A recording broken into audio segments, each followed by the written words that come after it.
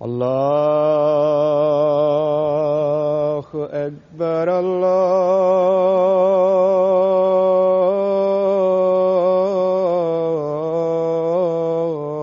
الله أكبر الله أكبر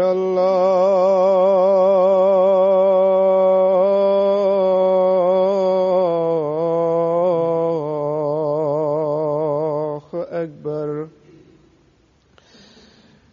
أشهد أن لا إله إلا الله. أشهد أن لا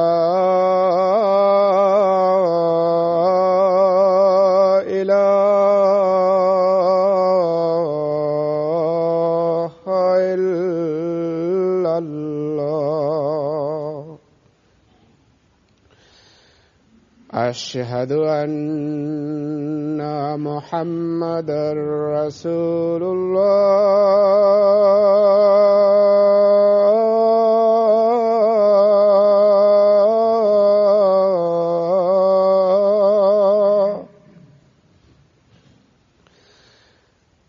أشهد أن محمدًا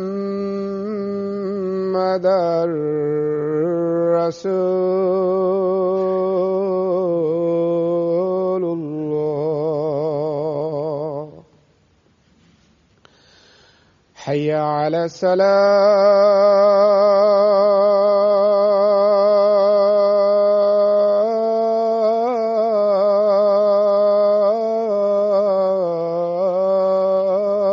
الصلاة. حي على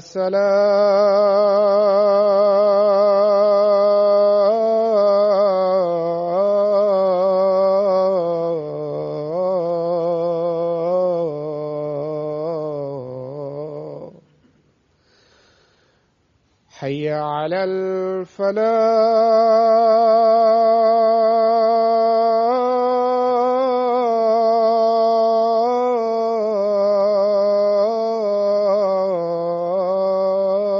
الفلاح.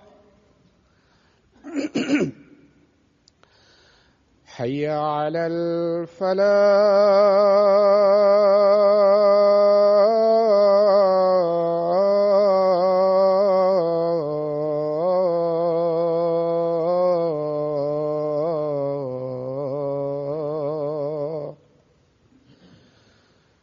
الله أكبر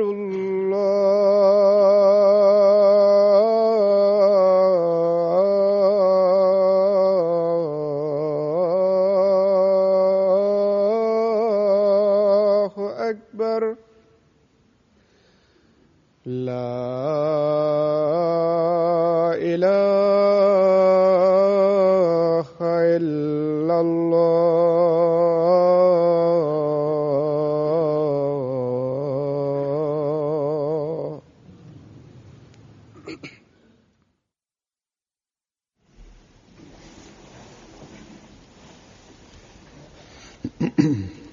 السلام عليكم ورحمة الله.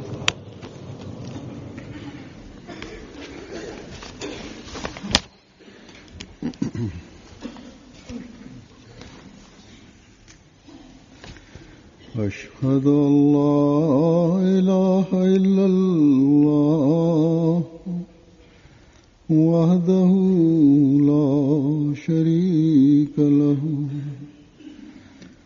وأشهد أن محمدا عبده ورسوله أما بعد فأعوذ بالله من الشيطان الرجيم بسم الله الرحمن الرحيم الحمد لله رب العالمين الرحمن الرحيم مالك يوم الدين إياك نعبد وإياك نستعين اهدنا الصراط المستقيم صراط الذين أنعمت عليهم غير المغضوب عليهم ولا الضالين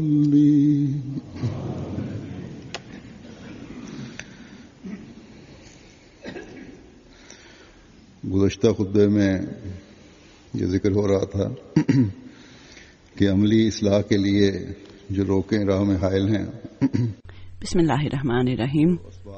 Huzur kaže u mojoj prošloj hudbi petkom spomenuti je predmet da za praktičnu reformu, popravak na tom putu stoji prepreke i ovi uzroci koji stalno nas guraju natrag. S ciljem da sve to uklonimo. Šta je potrebno da sve to uklonimo? I spomenuto je u vezi s tim da ako ljudi imaju snagu volje i usavrše svoje ispravno znanje, a ako je snaga postupaka tu, onda sve pogrešne stvari u pogledu praktičnog popravka će biti popravljene i sve ove uklonjene prepreke. I ako su stvari pogrešne, i ako nema snage volje, i ako znanje nema znanja, ako ne je manjak znanja, da raspoznamo koja su loša djela, koja je dobra i dobra. Kako čovjek može raspoznati onda dobra djela i činiti ih? I loša djela, kako osoba može nastojati da se udalji od toga? Onda snaga postupaka, ako je tako slaba ta snaga da ne može da se bori sa porocima, tako da bi ojačali snagu volje i da uklonimo nedostatak znanja, da steknemo dovoljno znanje i da koristimo ovu moć za postupke, da tu snagu onda koristimo za činjenje dobrih djela ako je neophodno. Snaga postupaka bude stvorena naporima osobe i ako je osoba zaista vrlo slaba, onda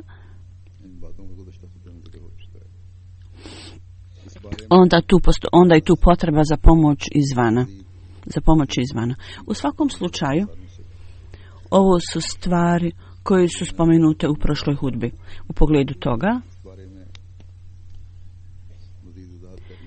još je više detalja u vezi s tim, ja ću spomenuti više detalja vezano za ono što je spomenuto u prošloj hudbi. U pogledu toga potrebno je još objasniti neke stvari, to ja osjećam. Huzur kaže, ja sam vidio za praktičnu popravak reformu ove 3 stvari koje su potrebne. Prva stvar od tih je snaga volje. Snaga odlučnosti. Šta je to?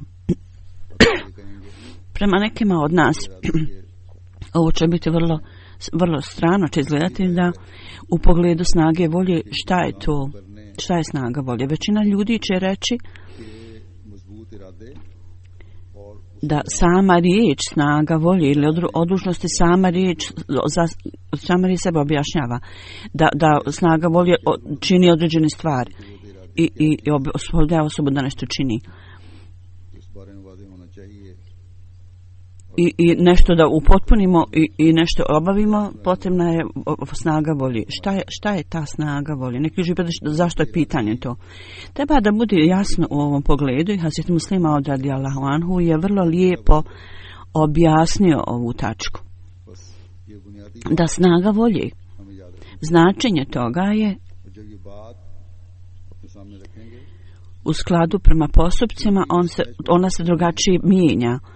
Ovo je temeljna stvar koju treba da zapamtimo.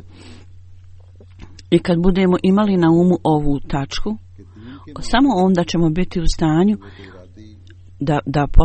da u pogledu, shvatim da u pogledu vjere šta je snaga volje. Treba da bude jasno da u stvari vjere, u stvarima religije, snaga volje znači iman, znači vjera. To jest vjera. U stvari religije, vjera, snaga volje znači vjera, religija. Kad razmislimo, onda praktična sila se uvećava, snaga se uvećava vjerom. Ako je vjera snažna i ako imamo odnos sa Allahom dželešanu, ako postoji odnos sa Allahom, onda sve stvari automatski osoba bude urađena same od sebe, spontano radi takve stvari. Sve postane lako za takvu osobu. Ako praktične teškoće zbog vjere, ako budu oduvane, raspuhane, ovo nisu, onda sve što, a ovo nisu zamišljene stvari, nešto umišljeno, nego zapravo vidimo praktične primjere toga kad bacimo pogled na vrijeme časnog poslanika sallallahu alejhi ve sellem i praktično stanje ljudi prije vjere i njihovo praktično stanje nakon što su povjerovali, iznenađujući su primjeri toga kad vidimo te primjere. Časni poslanik sallallahu alejhi ve sellem, ljudi koji su vjerovali u njega, kako su bili ti ljudi? Kako je bilo njihovo praktično stanje? Šta nam historija govori o tome? Među ovim ljudima bilo je neki koji su bili kraljevci, koji su bili provalnici, koji su radili loša djela. I bilo je nekih ljudi koji su čak ženili svoje majke i koji su nasljeđivali svoje majke. To su bili ljudi koji su ubijali svoje kćeri i bilo je nekih ljudi koji su činili razne druge vrlo loša djela i kockali su se. Bilo je oni koji su pili i jako su bili ovisni o pijenju, da niko se nije mogao s njima nadmetati. Oni su smatrali da je uzimanje alkohola stvar časti. I hvalisali su se ko je više popio i ko može više popiti. Jedan poet u pogledu njegove izvanrednosti, on na ovaj način spominje, kaže: ja sam osoba koja ustajem noću i pijem u noći. Ja ne uzimam vodu, nego pijem alkohol. I oni su se također hvalisali o kockanju i taj poet je valjda isto tako hvalio se da kako sve pare potroši na kockanje i onda dobije opet para i opet to stavi na kocku.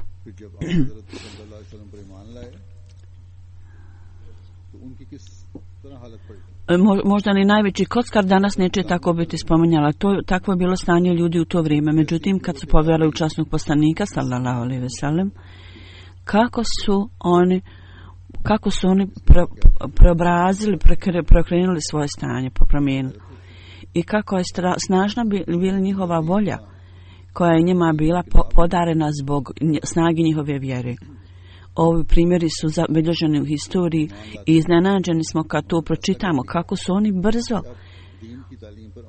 to promijenili i kako ova duhovna revolucija napravljena za kratko vrijeme. Kad su oni povjerovali, oni su odredili sada treba da postupamo u skladu sa naredbama religije i mi treba da učinimo svoja srca vrlo snažnim i oni su odlučili da naspram naredbi Allahovi neće poduzeti nikakav korak. Oni su odlučili da svaka naredba časnog poslanika je za njih posljednja riječ. Ova odluka i ova odlučnost su bili tako snažni, tako čvrsti i takva je snaga bila u njima da slabost u njihovim postupima nisu mogli da stanu naspram njihove odlučnosti. Takvu su snagu odlučnosti imali. Njihove okolnosti su se toliko promijenile da najopasnije situacije, oni su bili spremni da prolaze kroz najopasnije situacije i bili su odlučni i ne samo da su bili spremni, nego ova snaga volje koju su oni u sebi izgradili, to je također uklonilo slabost njihovih postupaka i učinilo ih čvrstim, baš kao kad imate snažan tok vode i ono odnese sve što je na putu. Voda takva kao rijeka ili nešto. Odnese i drva i sve. Primjer uzimanja alkohola je dobro poznat kad su ljudi bili već jako opijeni. Kako je bilo stanje ovih ljudi koji žive u ovoj zemlji, na primjer. Huzur kaže, povremeno vidimo stanje ovih ljudi kad su pijani. Na ulici ovdje gdje je naša džamija, ovoj ulici, ima jedna osoba koja jako pije i on ovdje ponekad prođe. I s njim je nema ništa osim konzervi pića, to je sve što on ima, njegova odjeća je uprljana, ali on je jedino u stanju da kupi piće. Ja sam razumio da je on bio vrlo obrazovana osoba, čak inženjer, on trenutno ništa ne radi, njegove su godine vjerovatno odmakle. I što god on dobije para, on sve to potroši na piće. I cijeli život troši na ulici. I opijanje također utjeca na njegovo mentalno stanje i on je sada paralisan na taj način. I on je pod utjecajem pića i kad je opijen vrlo je opasan, ponekad zaustavi žene žene koje žive, oprkos žene koje žive u atmosferi, one se boje njega. U svakom stanju ovo je njegovo stanje zbog pretjeranog uzimanja alkohola i takvi pijanci su vrlo uobičajeni. Oni koji postanu jako ljuti i ne paze na svoje roditelje, budu grub prema svojim roditeljima i čini vrlo loše stvari, vrlo najniže stvari. Ja se sjećam u Gani kad sam bio tamo u Zurkaži, u malom jednom gradu. Tamo je bio veliki projekat džemata i kuća u kojoj sam živio nije bilo nikakve ograde okolo. Nije bilo nikakve ograde ili kapije ili granice. Tako da je sve bi... Neke kuće su još uvijek tako napravljene tamo. I neki ljudi u dvorištu imaju ogradu. Međutim, mi smo imali kuću koja je sa obe strane bila otvorena. To je bilo malo mjesto gdje se samo mogla parkirati auto, ostaviti auto. Nije bilo ni kapije, ni zida, kao što sam rekao. U to vrijeme stanje je bilo vrlo loše i stvari su se morale ostaviti neke na polju. Sada su lopovi u ovo vrijeme počeli da provaljuju u kuću i kradu stvar. Ali financijska situacija je bila vrlo loša zbog situacije i mi smo zaposlili jednog čuvara preko noći. Ja sam ga posebno pitao da auto je parkirano i mi smo morali ove rezervne gume ostaviti također na polju, jer nismo ih mogli staviti u auto, tako da smo ih morali čuvati na polju. Ja sam ga posebno pitao da često kradljivci kradu ove rezervne gume, da pazi na to. Međutim, on bi često dolazio opijen pod utjecajem alkohola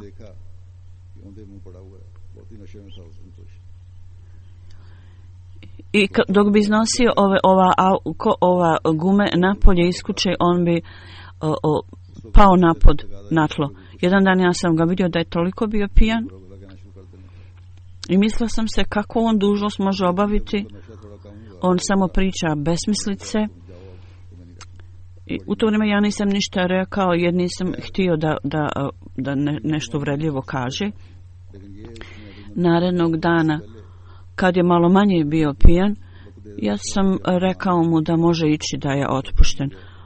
On je mnogo puta onda pitao da ne bude otpušten, nije mogao da prestane piti, ali rekao da će dosta prije popiti nek što dođe ili da će piti manje ili umjereno, tako da ne bude tako vidljivo opijen. U svakom slučaju, ovi ljudi koji imaju naviku da piju, oni ne mogu da kontrolišu svoje ponašanje. Svrha što ovo ja navodim je da kad su opijeni, ovi ljudi ne znaju šta radi, šta govori. Narednog dana kad im kažete ti stoji to govorno, jednostavno negiraju i kažu ne, mi nismo ništa tako rekli.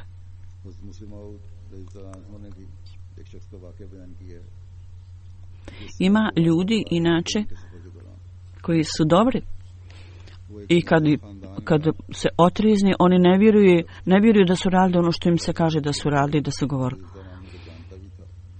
Jedan put je neko sreo sa takvom osobom na putovanju, on je pripadao vrlo uvaženoj familiji. Vjerovatno je znao Hazret Muslih Mauda i bio je sin ministra u jednom gradu u Kašmiru. I u toku putovanja on je govorio na takav način da kad čovjek nije opijen nikad ne bi tako nešto rekao. Hazret Muslih Maud mu je rekao da ova opijenost stavlja zavjesu na razum čovjeka i čini ga da ponaša se nerazumno. Međutim, s druge strane, mi vidimo tako ogromne promjene zbog snage volje. Da onaj ko nije musliman, teško mu je da to vjeruje. Ova snaga volje je bila religijska, vjerska snaga volje i data je snagom volje u vrijeme časnog poslanika. U vrijeme to vidimo u njegovim navodima bilo nekih ashaba da su sjedili u kući, vrata su bila zatvorena i oni su svi pili. Neki su bili u Medini, se to dogodilo, bili su ashabi neki koji su pili i kad oni su bili svi pijani, nije bila da još došla naredba o zabrane alkohola i oni su pili koliko su htjeli i bili su opijeni i vidjela se utjecaj toga i bila je čup pun pića. Oni su već završili, ispraznili jedan i htjeli su da otvori naredni čup i oni su upravo htjeli da otvori drugi i onda su odjedan put čuli najavu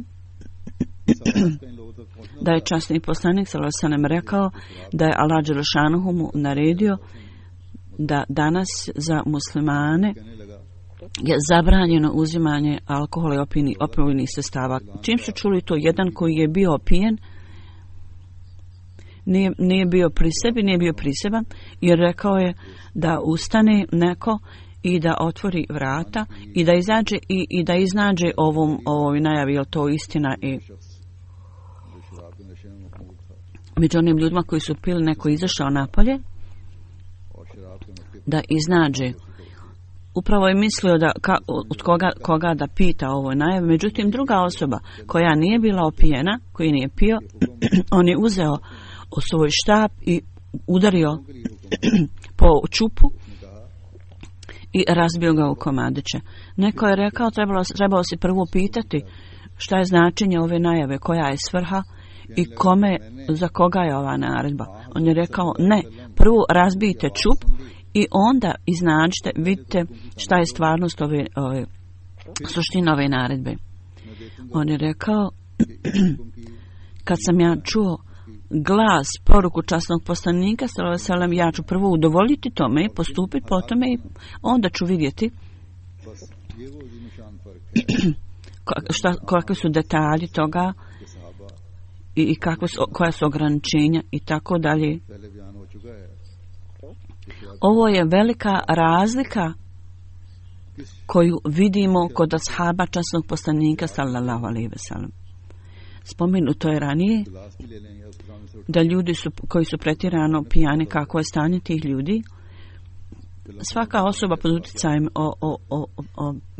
alkohola i opojnih sredstava, ako od njih uklonite čašu koju piju, oni bi bili jako ljuti i možda bi se pobili u ovim pubovima i klubovima i restoranima gdje se pije. Tako se ponašaju. Neki dan je bila vijest da neko je u pubu ubio nekoga. Neko ko je s njim pio. Zapravo čim oni vide da nešto njima ne odgovara, oni su spremni da ubiju drugu osobu. Dakle, ovo su ljudi koji su im ovisni o piću i oni su pijani. Niti su oni sigurni, bezbedni, niti drugi ljudi. Oni nemaju kontrole nad svojim jezikom, niti ih briga za svoje roditelje. Njihove ruke i noge, njihovi udovi, bez ikakve namjere oni se kreću, oni nemaju kontrolu nad tim uopšte.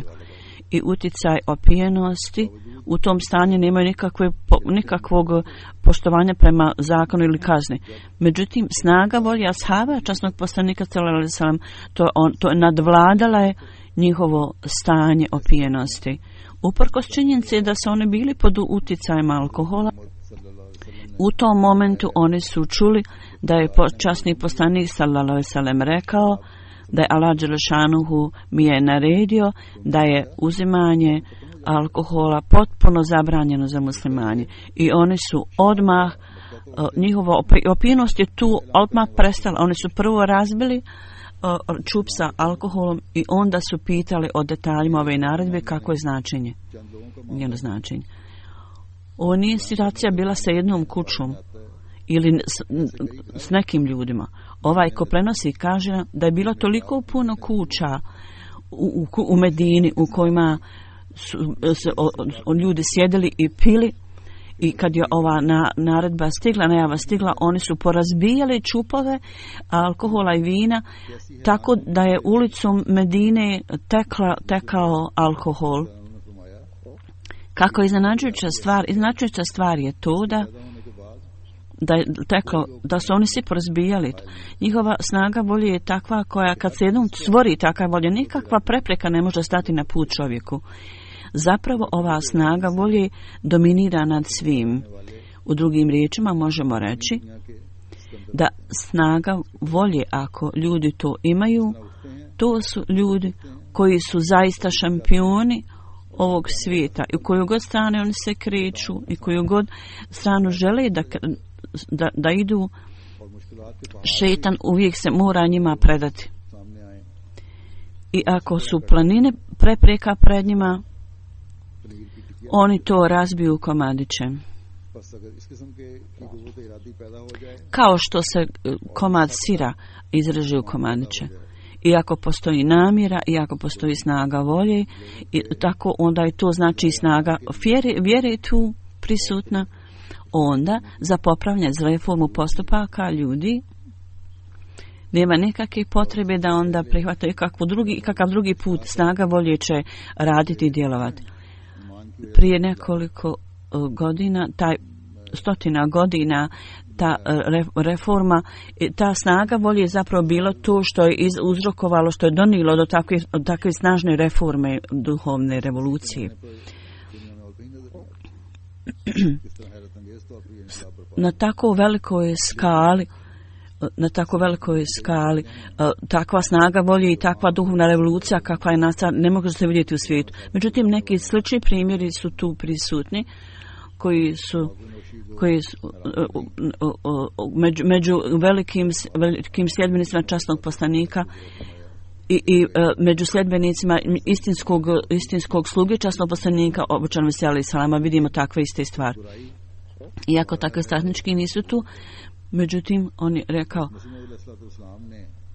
možda neke stvari su u vrijeme časnog poslanika proglašene haramom, u vrijeme obučanog Mesija alejhi selama u jednoj u toku jednog putovanja on je izrazio, a u pogledu alkohola, časni poslanik nije rekao da je zabranjen jer nije alkohol bio prisutan u to vrijeme, međutim obećan Mesija alejhi selam jednom u toku putovanja rekao je ashabima svojima da nije dobro, da je štetno pušenje, njegovi ashabi su odmah razbili ove huke na kojima su pušali, nikad više se nisu vratili toj navici.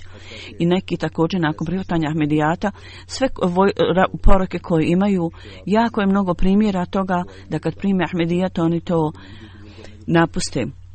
Na primjer, neki poroci kao što je uzimanje alkohola, ljudi odmah napuste to kad prime Ahmedijat. Dakle, ove vrste primjera su tu koje mi treba da utemeljimo. Zbog straha od zakona ili zbog straha od društva, ne treba da napustimo ove stvari zbog toga ili da se uzdržimo od ovih poroka. Ne treba biti iz razloga da smo se bojimo roditelja ili društva. Ne treba da tako razmišljate. Zapravo umjesto toga treba razmišljanje vaše da bude da se morate uzdržati svih tih poroka zato što Allah i njegov poslanik Muhammed sallallahu alejhi ve sellem su nam tako rekli da je to zabranjeno. Ili u ovo doba Sveti Mesih Maud alejhi selam je tražio da to ne činimo i da se uzdržimo od toga, od tih stvari. U muslimanskim zemljama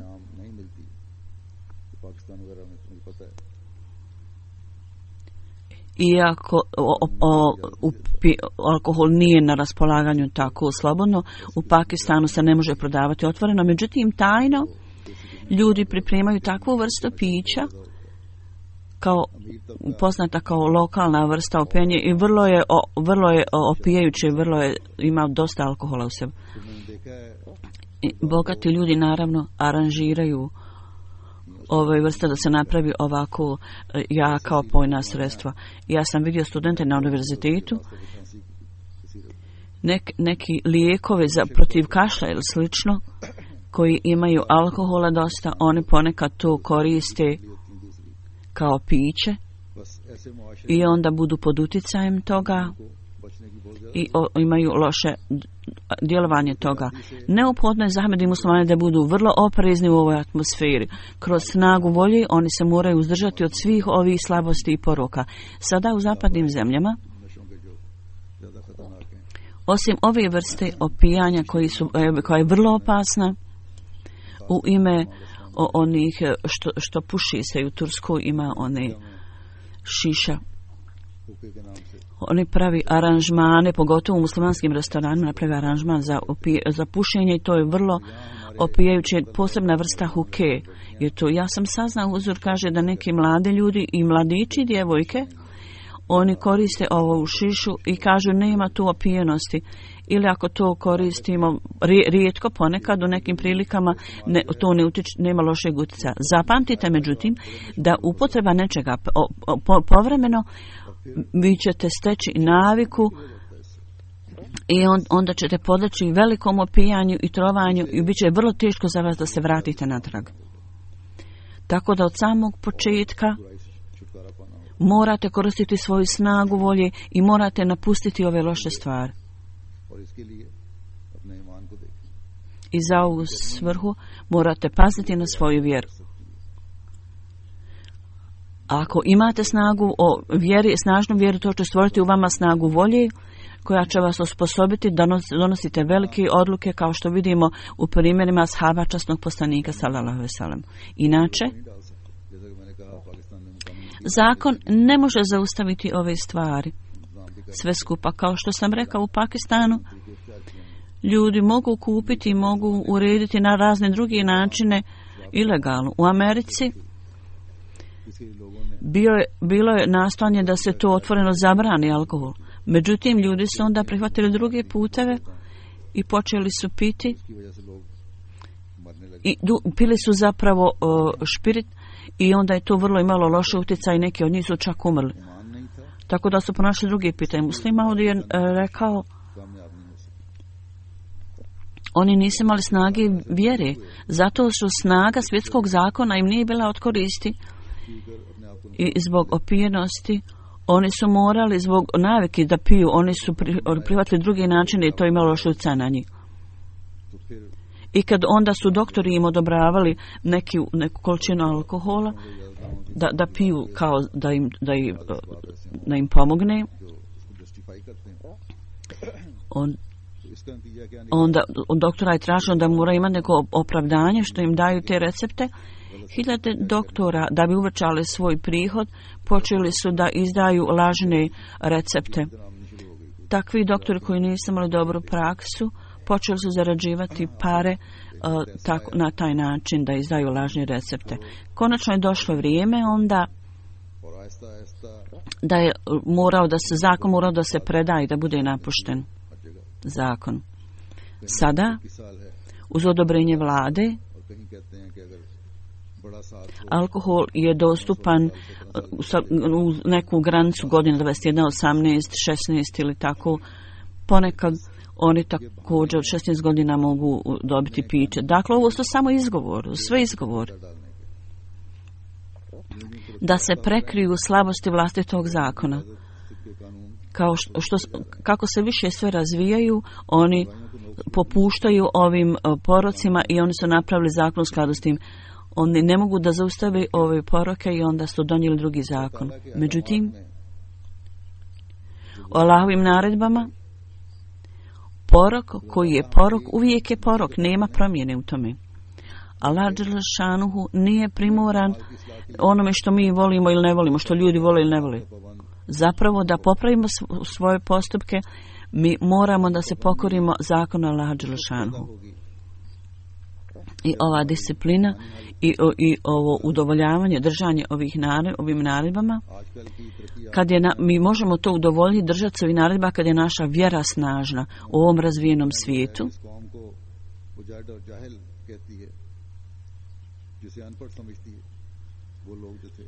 Ljudi koji one nazivaju neukim ili primitivnim, ovi ljudi, kad oni imaju čvrstinu vjere, to im pomogne da nadvladaju svoje slabosti. I onda oni uzdižu u zastavu dobrog morala. I popravljanje svojih postupaka, onda oni poprave svoje postupke i budu uzor u tome, ljudi i slijede. Dakle, treba da zapamtite, u stvari vjere, snaga volje znači snagu vjere.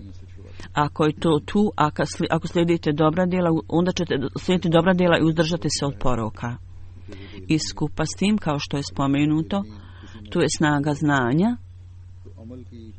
Ako je prisutna snaga znanja, onda slabost u postupcima kojoj je uzrok nedostatak znanja bit će također popravljena. I primjer toga je da u djetinjstvu dijete ima naviku da jede recimo prašinu. Kada sazna loše posljedice toga, oni prestanu to. I ponekad ja znam o nekoj djevojci koja je vukla svoju kosu u toku noći i kad povrijedila se. Kad je shvatila da je ovo pogrešno, sada ona nastoji da nadvlada tu lošu naviku. Dakle, sve ove navike mogu se nadvladati ako postoji namjera i znanje. Slično tome, oni ljudi koji imaju neki strah od Allaha u svojim srcima, ako u svojim postupima čine neki grijeh, ako shvate da je to loše i ako čvrsto odluče da će se uzdržati od grijeha zato što je Allah dželle šanuhu ljud s tim, zbog toga onda oni mogu to nadvladati i kakve god praktične slabosti imaju, taka osoba bude u stanju da to nadvlada. Neki ljudi možda misle da određene stvari su ponovljene ovoga, iako određene stvari jesu ponovljene na neki način, međutim ovo se stvari spomenuti iz radnih uglova, tako da ljudi ovo mogu razumjeti. U svakom slučaju treba da bude jasno da nedostaci i propusti u snagi postupaka određeni su uzroci tome. Naprimjer, jedan uzrok tome je navika. Ako osoba ima snagu volje, ima znanje, međutim zbog navike je primoran da pokazuje slabosti u svojim postupcima, ili neko zna da može steći Allahovu blizinu, ali u materijalnim stvarima osjećaj ljubavi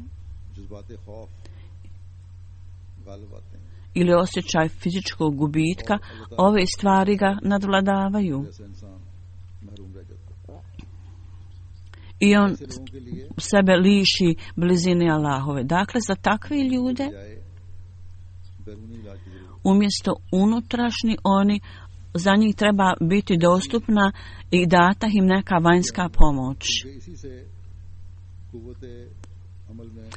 Jer kroz to snaga postupaka može se biti popravljena kroz vanjski pomoć od strane drugih ljudi. Potrebna je tu stvarna pomoć. Ako je na raspolaganju stvarna pomoć, onda može biti tu popravak. Dakle, za svrhu reforme popravljanja, ova ispravna pomoć treba biti dostupna i treba da tragate za tim. Da upravo od početka to znate. Ako nije takav slučaj za reformu, ako osoba zna da Allah nije zadovoljan ako osoba čini grijeh, onda ako jednostavno kažete takvoj osobi da to nije korisno, i ako kažete radi Allahove ljubavi, onda on već te stvari zna, snaga volje je tu i znanje, kao što sam spomenuo, mi smo mu dali i on već ima, međutim ljubav prema Allahu dželešanu i strah od njegove ljutnje, ako to ne utječe na njegovo srce, onda on neće steći snagu volje. Znači on treba nešto drugačije, neku drugu pomoć, jer Allah je skriven od njegovih očiju. Allah kaže da osoba gleda druge stvari, ali ne vidi Allah, ne spoznaje Allaha. Jer Allah je zapravo skriven od njegovih očiju i on nema straha od Allaha. Za takve ljude moraju biti neki drugi ljudi svana koji se boje Allaha da im pomognu. Dakle, ako takva osoba koja ima strah treba da pomogne ovom čovjeku koji nema u srcu takvog straha i da on nadvlada te poroke. Kao u ovim zemljama, z nekih drugih obzira, on ne smatra ovo svjetske gubitke na taj način. Dakle, sve ove vrste ljudi postoji u svijetu i ovi poroci i lijekovi također postoji. Slabost njihovim postupcima, uzrok toga je nedostatak vjere, manjak vjere. I praktični mahane i nedostaci, u nekim slučajima nedostatak je znanja, i kod određenih ljudi, oni koji imaju znanje i vjeru, ali druga sredstva, zbog tih drugih stvari oni postaju njihova srca postaju kao pohorčana, i zato ove stvari ne utječu na njihovo srce, iako imaju, kao što sam rekao, snagu volje i znanje. Oni trebaju neku potporu, pomoć. Kao na primjer, kad se slomi kost, ponekad ljudi stave gips ili nekada drugu neku potporu, ili nekad se operiše pa se stavi unutra šipka i onda dok kost ne ojača, i postepeno onda se kost ojača i onda se ukloni ova šipka ili već gips. Tako isto drugim ljudima treba pomoć, potpora s druge strane, i postepeno uz tu potporu, uz tu pomoć to im dadne snagu da oni sami postanu dovoljno jake volje i onda njihove slabosti budu uklonjene. Kao što sam rekao u prošloj hudbi, da uprava naših džemata, vršioci dužnosti, pomoćne organizacije,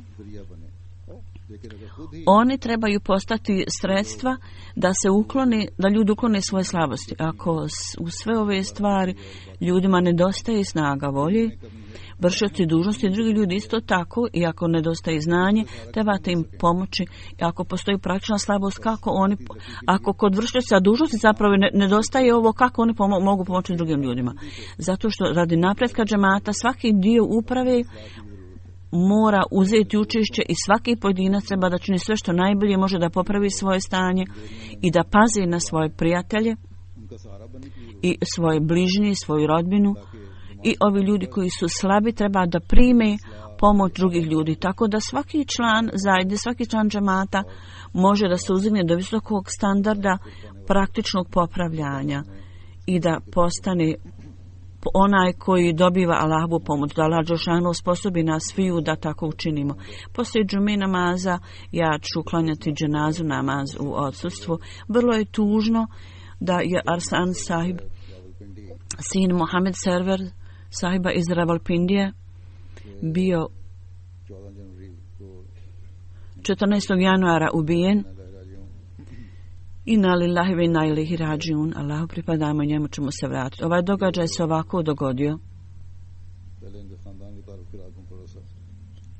Da prvo ja sam spomenuo o porodici. Salam Servel je njegov djed iz oblasti Faisalabada,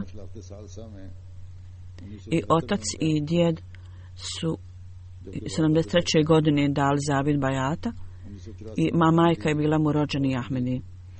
84. oni su prešli u Ravalpindi. Njegov otac je bio nadzornik ili u mlinu ili negdje. Ubijeni šehid rođeni u Ravalpindiju i studirao je za inženjera u Islamabadu. U vrijeme smrti imao je 17 godina. Ovaj događaj dogodio se između 13. i 14. januara. Oni sa dvojicom neahmedi prijatelja pripremali su osvjetljenje na ulicu povodom dana rođenja Muhameda alejhi selama. Onda je došlo neko na motoru, zaustavio se i ostavio je nešto u vreći. Uzeli su nešto iz prašine ili su stavili, i neko je bio prisutan tu. Tako da su oni, njegovi prijatelji, posumnjali, bila im je sumnjiva ta osoba, i oni su vikali da neko izađe. Neko je izišao onda iz kamiona i pucao na njih. Oni su počeli da bježe u određenom pravcu, međutim ova osoba ih je pratila i 2-3 puta ispucala u zrak. I meci pokazuju da su oni pucali na sve strane, i u sve trojicu momaka su pucali. Kad je Arslan rahmetli okrenuo se da vidi, bio je pogođen u glavu. I napadači su onda došli bliže.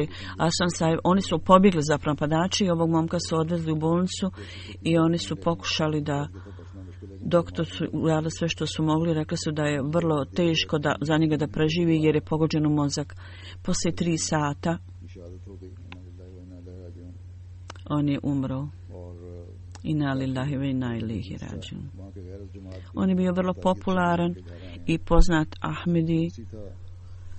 On je bio musi Allahovom milošću. Sa 14 godina je potpisao program Vasija oporuke i radio je u Damul Ahmedi omladinskoj organizaciji džemata.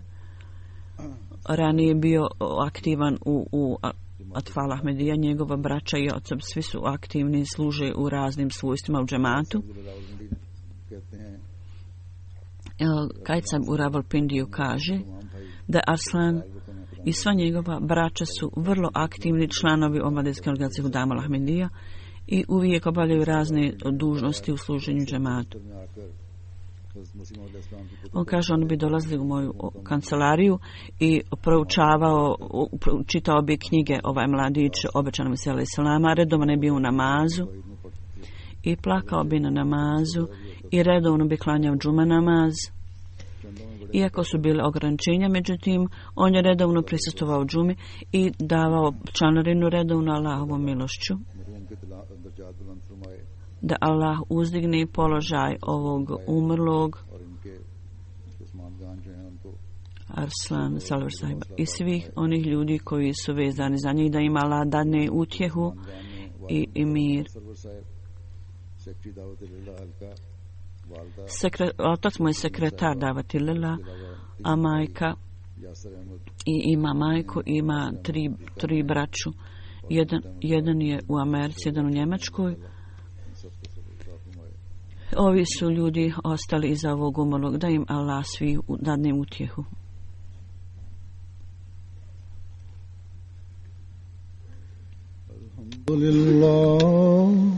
Alhamdulillah, nahmaduhu wa nasta'inuhu wa nastaghfiruhu wa nu'minu bihi wa natawakkalu alayhi wa na'udhu billahi min shururi anfusina